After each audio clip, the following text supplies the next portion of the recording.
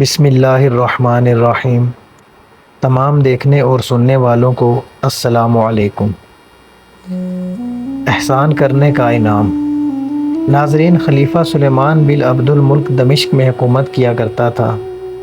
اس کے زمانے میں جزیرہ میں ایک شخص خزیمہ رہتا تھا۔ جزیرہ اس علاقے کا نام تھا جو فرات اور دجلہ کے درمیان واقع تھا۔ خزیمہ بڑا صاحب ثروت اور با اثر آدمی تھا۔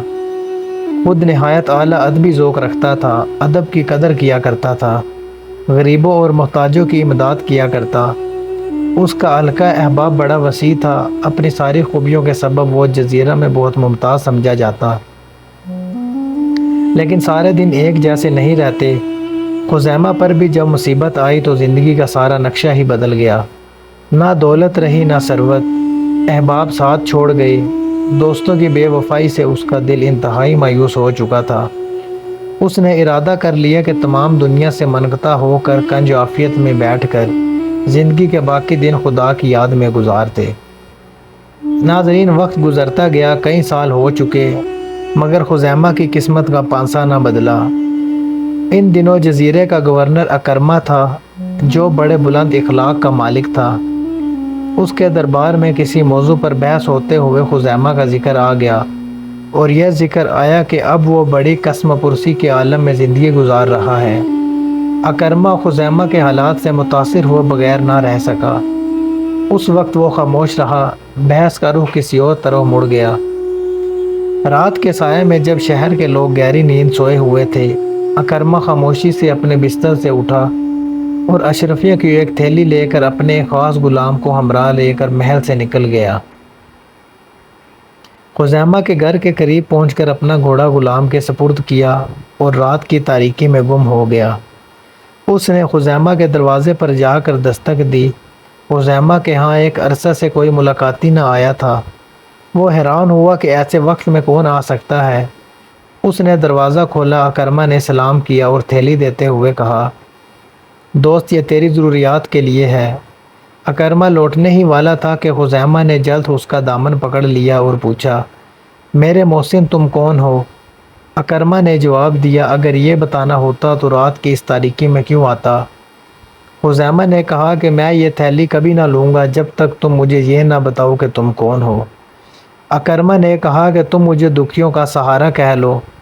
خزیمہ نے کہا کہ اپنے متعلق کچھ اور بتاؤ، مگر اکرمہ نے جھٹکے سے اپنا دامن چھڑا لیا اور آن کی آن میں دور جا چکا تھا۔ ادھر اکرمہ کی بیوی نے دیکھا کہ اس کا بستر خالی پڑا ہے۔ بہت پریشان ہوئی۔ اکرمہ جلد ہی لوٹ آیا۔ بیوی نے پوچھا، کیا ماجرا ہے؟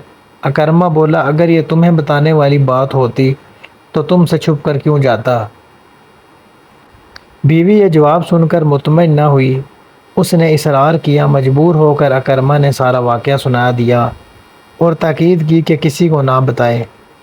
ادھر خزیمہ نے اپنی بیوی کو جگایا اور بتی جلانے کو کہا کہ دیکھیں تھیلی میں کیا ہے، مگر افسوس دیے میں تیل ختم ہو چکا تھا۔ ناچار اسے صبح تک انتظار کرنا پڑا۔ صبح ہوئی تو دیکھا تھیلی میں 4000 طلائی مہریں تھی۔ خزیمہ نے سب سے پہلے اپنا قرض ادا کیا، پھر گھر کی ضروریات پوری کی، نئے کپڑے خریدے اور دمشق روانہ ہو گیا۔ وہاں جا کر خلیفہ کی خدمت میں حاضر ہوا۔ خلیفہ نے اس کی بڑی آؤ بھگت کی اور دریافت کیا، اتنے دن کہاں رہے؟ خزیمہ نے تمام کہانی من و عن سنا دی اور بتایا کہ اب کیسے اس نجات دہندہ نے اس کی دنیا ہی بدل ڈالی۔ خلیفہ بڑا حیران ہوا اور کہا، اگر یہ شخص کبھی ملے تو اسے میرے پاس لانا، میں اسے بڑا اعزاز بخشوں گا۔ خزیمہ ابھی دارالخلافہ میں بطور مہمان خاص ہی مقیم تھا کہ اکرمہ کے خلاف خلیفہ کے پاس شکایات آنا شروع ہو گئی۔ خلیفہ نے اسے برطرف کر دیا اور خزیمہ کو جزیرے کا گورنر بنا دیا۔ وہ بڑے تزک و احتشام سے جزیرے کی جانب روانہ ہوا۔ جب وہ جزیرے پر پہنچا تو اکرمہ تمام عمرا اور حکام شہر کے امراء اس کے استقبال کے لیے شہر سے باہر آیا اور اسے بڑی عزت سے خوش آمدید کہا۔ اب گورنری کے عہدے کے سنبھالنے کا وقت آیا تو پتہ چلا کہ خزانہ میں 4000 اشرفیاں کم ہیں۔ اکرمہ نے اقرار کیا کہ اس نے یہ رقم خزانے سے لی ہے، مگر یہ بتانے سے انکار کر دیا کہ وہ کہاں اور کیوں خرچ کی۔ اب خزیمہ نے اکرمہ سے کہا کہ وہ یہ رقم پوری کرے، مگر اس کے پاس تو پھوٹی کوڑی بھی نہ تھی۔ مجبوراً معاملہ خلیفہ تک پہنچا دیا گیا۔ خلیفہ نے حکم دیا کہ اکرمہ کو قید میں ڈال دیا جائے۔ خزیمہ نہایت عقل مندی اور ہوشیاری سے حکومت کرنے لگا، اور ادھر اکرمہ جیل میں پڑا سڑتا رہا۔ اس کی صحت خراب ہونے لگی اور اس کی بیوی مایوس ہو گئی۔ اب بیوی کو ضبط کا یارانہ رہا۔ اس نے لونڈی کو بلایا اور کہا خفیہ طور پر گورنر کے پاس جائے اور اس کو بتائے کہ اس کا محسن کس حال میں پڑ رہا ہے۔ لونڈی نہایت چلاک، ہوشیار اور دلیر تھی۔ وہ نہایت پھرتی سے گورنر کے پاس پہنچی، اسے سلام کیا اور کہا اسے ایک خفیہ پیغام دینا ہے۔ فوراً تخلیہ ہوا تو لونڈی بولی کیا حق یہی ہے کہ تم مزے اڑاؤ اور تمہارا محسن جیل میں پڑا سڑتا رہے؟ خزیمہ اچھل پڑا اور بولا لڑکی کیا کہتی ہو؟ کہاں ہے میرا محسن؟ جیل میں پوری بات بتاؤ۔ لونڈی نے تمام کہانی سنا دی۔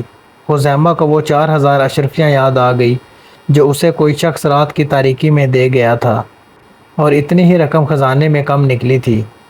خزیمہ نے اسی وقت کچھ درباری ساتھ لیے اور جیل کی طرف چل پڑا۔ اندر جا کر اکرمہ کے سامنے گھٹنوں کے بل گر پڑا اور رو رو کر معافی مانگنے لگا۔ اکرمہ نے کہا کہ یہ کیا بات ہے، کیسی معافی؟ کس بات کو معافی مانگ رہے ہو؟ میں نہیں سمجھا۔ اتنے میں لونڈی آئی اور اس نے سارا ماجرا بیان کیا۔ اکرمہ نے خزیمہ کو اٹھا کر گلے سے لگا لیا اور کہا کہ میرے بھائی، اس میں تمہارا کیا قصور؟ قسمت میں یوں ہی لکھا تھا۔ اکرمہ اور اس کی بیوی کو لونڈی سمیت محل میں لایا گیا اور بڑی شان و شوکت سے انہیں خوش آمدید کہا گیا۔ اکرمہ اور خزیمہ دونوں دمشق گئے۔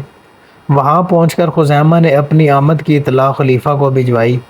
خلیفہ نے فوراً طلب کیا، کیونکہ وہ بڑا متفکر تھا کہ ہو نہ ہو کوئی بڑی مصیبت ہے جو خزیمہ اس طرح اچانک آ گیا۔